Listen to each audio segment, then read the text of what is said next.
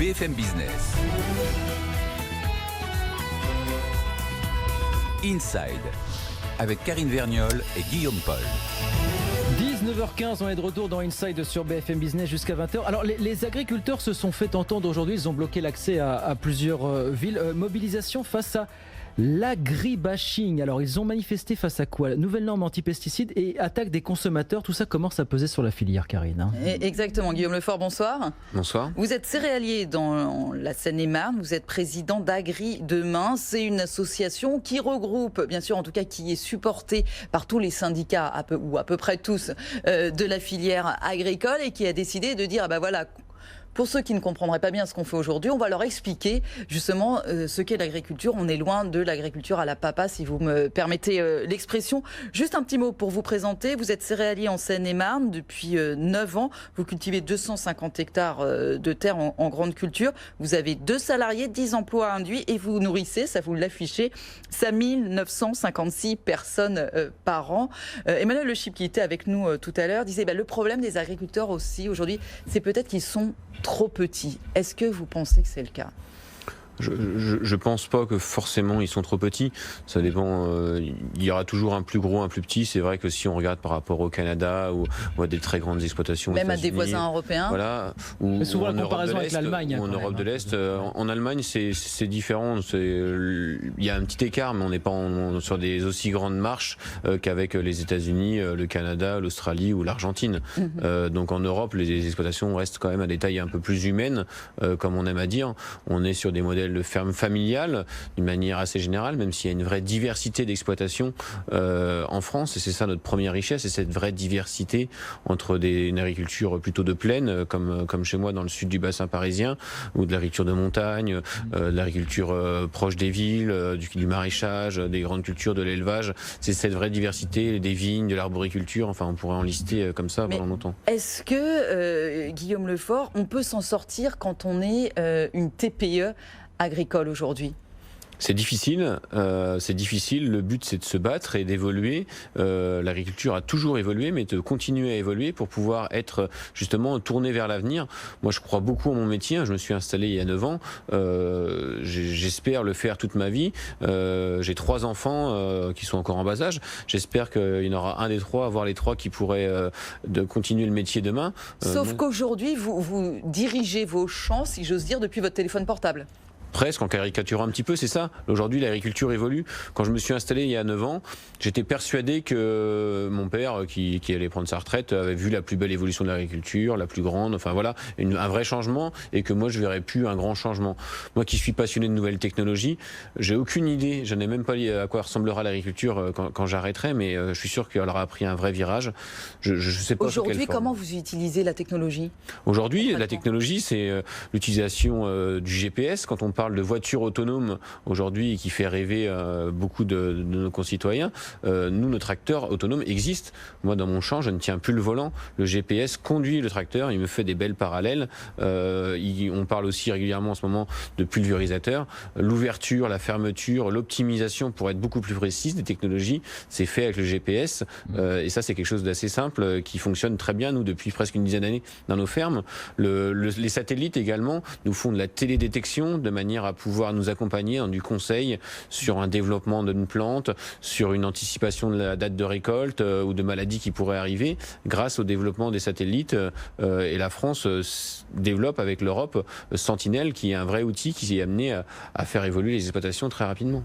D'ailleurs, il y a pas mal de start-up qui se développent dans le domaine agricole. On sent ce que vous nous expliquez aujourd'hui, Guillaume Lefort, est-ce que vous expliquez dans Agri Demain, c'est que aujourd'hui, ce n'est pas une filière qui s'endort, la filière agricole. C'est combien d'emplois aujourd'hui en France, le secteur ?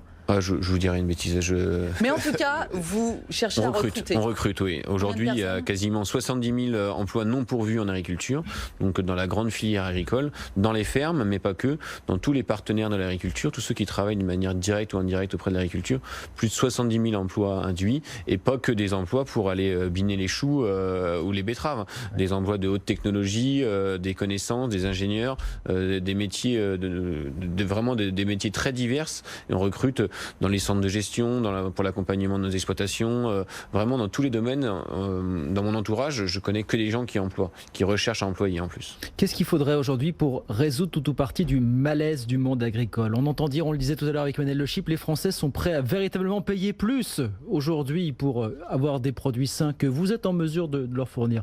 Où est le malaise finalement et comment on le résout? Eh ben, le malaise, il est double. Moi, je suis ravi d'entendre des gens qui veulent payer plus pour avoir une nourriture saine. Faut-il encore qu'ils puissent payer plus, parce que c'est vrai quand même de manière générale, je pense que le budget pour l'alimentation dans les ménages, il va toujours plutôt en baissant. C'est vrai jusqu'à quel point ça en fait? C'est difficile à dire, mais moi je jette pas la pierre à quelqu'un qui gagne le SMIC, qui met 60% de son salaire dans le logement, qui doit se déplacer, qui veut vivre dans son environnement avec un smartphone, avec la télé et tout ça chez lui. Et bien souvent la variable d'ajustement c'est l'alimentation, et du coup moi je peux pas jeter la pierre à des gens qui veulent acheter de la marque distributeur, ce qui est dans le bas des rayons, parce qu'à un moment donné, ils arrivent plus à tenir les budgets, mais ils veulent garder un lien social, je vous dis, avec tout le reste. Est-ce que la loi Egalim a changé les choses? Est-ce qu'aujourd'hui, vos rapports avec la grande distribution vous semblent plus sains ou vont dans le bon sens?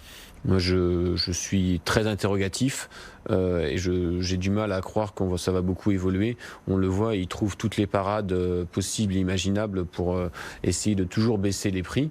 Et aujourd'hui, donc, le prix de vente est un vrai problème. Et comme vous l'évoquiez juste avant, quels sont nos vrais besoins aujourd'hui en tant qu'agriculteur? Moi, mon premier besoin, ce serait que, notamment par rapport à l'État, c'est qu'on ait une vraie stratégie pour l'agriculture, une vraie vision.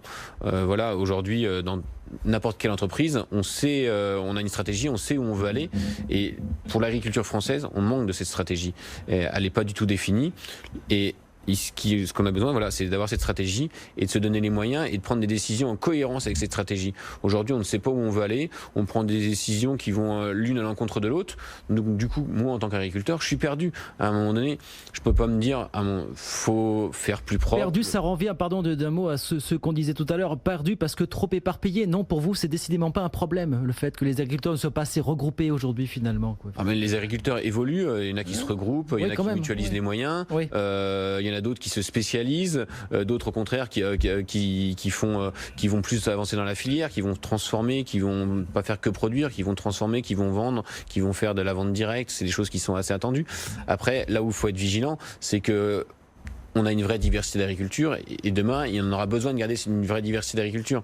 Moi, si je fais la même chose que mon voisin qui s'en sort bien parce qu'il fait de la vente directe, il a un marché. Le marché, il n'est pas non plus extensif. Il y a une volonté de pouvoir consommer plus en local, mais 100% des gens ne peuvent pas se consommer en local. On a besoin d'alimenter Paris, on a besoin d'alimenter les grandes villes. Et on a besoin de cette diversité. Merci beaucoup Guillaume Lefort, donc céréalier en Seine-et-Marne et président d'Agri Demain. Allez voir sur le site, vous aurez plein d'informations effectivement et on vous expliquera aussi comment vous pouvez aller à la découverte de ces agriculteurs chefs d'entreprise, parce que c'est bien ça aussi la question aujourd'hui. Merci beaucoup d'avoir été avec nous ce soir sur BFM Business.